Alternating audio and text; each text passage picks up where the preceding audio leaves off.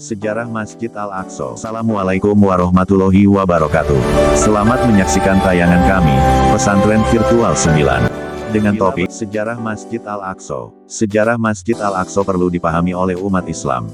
Pasalnya, Masjid Al-Aqsa merupakan tempat suci umat Islam, yang namanya terekam dalam Al-Quran dalam peristiwa Isra dan Miraj Nabi Muhammad SAW. Selain itu, Masjid Al-Aqsa merupakan kiblat pertama umat Islam. Seperti diketahui, bahwa kiblat umat Islam saat ini adalah Ka'bah saat beribadah. Namun, Masjid Al-Aqsa terlebih dahulu dijadikan kiblat pertama bagi umat Nabi Muhammad SAW.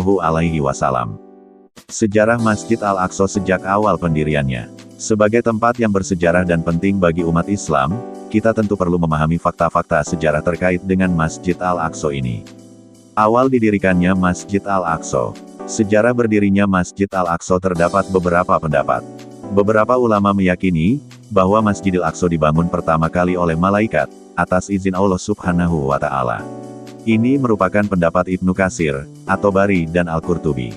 Sebagian ulama lain memiliki pendapat yang berbeda dari pendapat di atas. Mereka meyakini, bahwa yang pertama kali membangun Masjid Al-Aqsa adalah Nabi Adam alaihissalam, dan diteruskan oleh Nabi Ibrahim alaihissalam.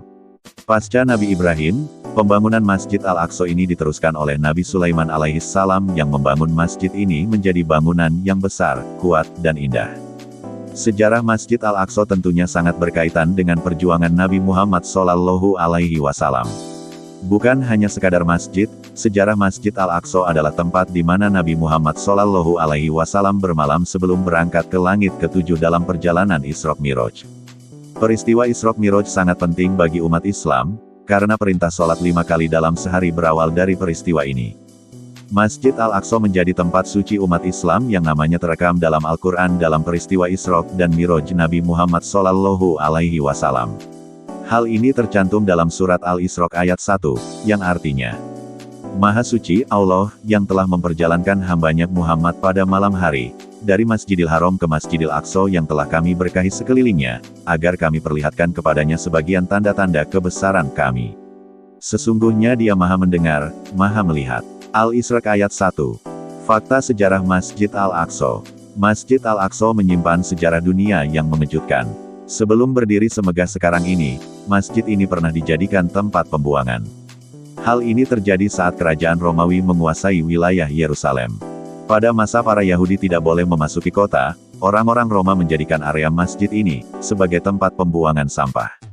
Untungnya, Umar bin Khattab, sahabat Rasulullah SAW, berhasil menduduki Yerusalem, di mana beliau membersihkan sampah-sampah itu dan mengundang 70 keluarga untuk kembali ke kota.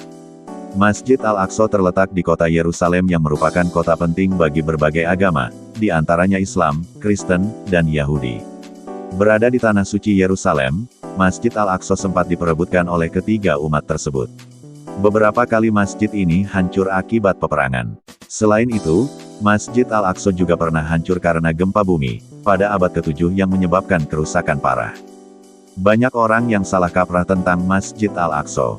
Tempat ini sering dikelirukan dengan Jami Al-Aqsa atau Masjid Al-Qibli. Jami Al-Aqsa adalah masjid berkubah biru yang menjadi bagian dari kompleks Masjidil Aqsa sebelah selatan, sedangkan Masjidil Aqsa sendiri adalah nama dari kompleks tersebut, yang di dalamnya tidak hanya terdiri dari Jami Al-Aqsa, bangunan berkubah biru itu sendiri, tetapi juga kubah Sahrah, bangunan berkubah emas, dan berbagai situs lainnya. Masjid ini adalah sebuah kompleks yang di dalamnya terdapat 4 bangunan. 4 bangunan itu adalah kubah batu, Masjid Al-Qibli, Masjid Buraq, dan Masjid Marwani. Bagian-bagian Masjid Al-Aqsa. Luas keseluruhan kompleks Masjidil Aqsa adalah sekitar 144.000 meter persegi dan dapat menampung 400.000 jemaah. Beberapa bangunan yang terdapat dalam Masjidil Aqsa adalah 1. Masjid Al-Qibli atau Jami Al-Aqsa. Masjid Al-Qibli atau Jami Al-Aqsa adalah tempat sholat yang berada di Masjidil Aqsa bagian selatan. Ciri khas dari bangunan ini adalah kubah biru keabu-abuannya. Luas bangunan ini sekitar 35.000 meter persegi dan dapat menampung sekitar 5.000 jemaah. 2. Kubah Sahrah. Kubah Sahrah atau kubah batu adalah bangunan berbentuk persegi 8 berkubah emas yang berdiri di Masjidil Aqsa bagian tengah. Bangunan ini diperkirakan dibangun pada masa Khalifah Bani Umayyah Abdul Malik dan putranya, Al-Walid. Bangunan ini menaungi sebuah batu, Sahrah, yang dalam kepercayaan umat Yahudi disebut Ibn Hastia atau batu fondasi dan menjadi tempat paling suci dalam kepercayaan Yahudi. Umat Yahudi di seluruh dunia berdoa menghadap ke arah batu ini. Sementara itu, menurut pendapat beberapa ulama, batu ini juga yang merupakan titik Nabi Muhammad berpijak menuju ke langit saat peristiwa Isra Mi'raj. 3. Mushola Al-Marwani. Mushola Al-Marwani adalah ruang bawah tanah seluas 500 meter persegi yang digunakan sebagai tempat salat.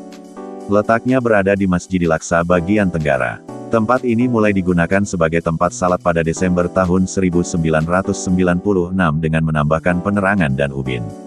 Mushola Al-Marwani menjadi tempat salat terluas di Masjidil Aqsa, bahkan melebihi Jami Al-Aqsa sendiri, dengan daya tampung mencapai 10.000 jemaah. 4. Kubah Kenaikan, Mi'raj. Kubah Mi'raj adalah kubah mandiri yang berdiri di sebelah utara Kubah Sahrah. Bangunan ini didirikan oleh tentara salib, sebagai bagian dari Templum Domini, sangat mungkin digunakan untuk tempat pembaptisan. 5. Kubah Silsilah. Kubah Silsilah atau kubah rantai adalah kubah mandiri yang berdiri di sebelah timur Kubah Sahrah. Kubah ini didirikan pada tahun 691 oleh Khalifah Umayyah, Abdul Malik. 6. Kubah Nabi. Kubah Nabi atau Kubah Jibril adalah kubah mandiri yang berada di Masjidil Aqsa sebelah utara dan lebih digunakan sebagai monumen simbolis daripada bangunan keagamaan. Sebagian menyatakan, bahwa kubah Nabi adalah tempat Nabi Muhammad berdiri mengimami para nabi dalam salat jamaah pada peristiwa Isra Mi'raj. 7. Al-Mawazin. Al-Mawazin adalah 8 gerbang yang berdiri mandiri yang berdiri mengelilingi kubah batu. Setiap gerbang terdiri dari 2-4 lengkungan. 8. Museum Islam. Museum Islam ini berdiri di dekat Jami Al-Aqsa.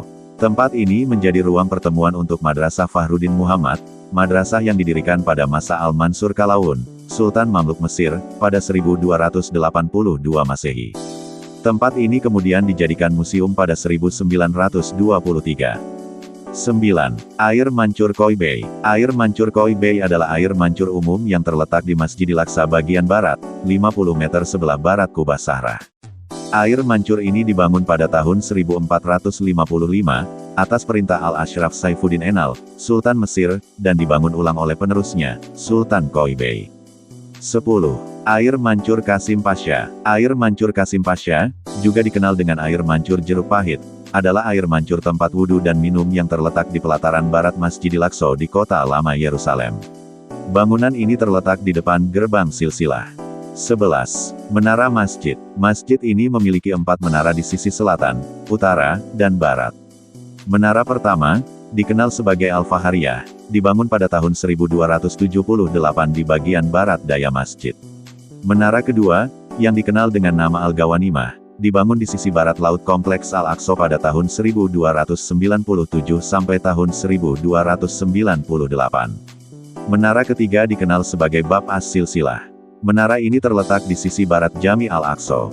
Menara ini, yang mungkin dibangun untuk menggantikan menara Umayyah sebelumnya, dibangun berbentuk persegi menurut gaya tradisional Suriah dan seluruhnya terbuat dari batu. 12. Tembok Ratapan. Tembok Ratapan adalah tembok bagian barat Masjidil Aqsa yang asalnya dibangun setelah perluasan Bait Suci kedua. Tembok ini dipandang suci, karena ini adalah bagian yang tersisa dari tembok kuno yang merupakan bagian dari Bait Suci kedua. Tempat ini menjadi tempat berdoa bagi umat Yahudi. Tembok ini juga disebut Tembok Burak, karena diyakini tempat inilah buruk ditambatkan pada peristiwa Isra Mi'raj. Itulah sejarah Masjidil Aqsa, semoga bermanfaat, dan jangan lupa subscribe. Wassalamualaikum warahmatullahi wabarakatuh.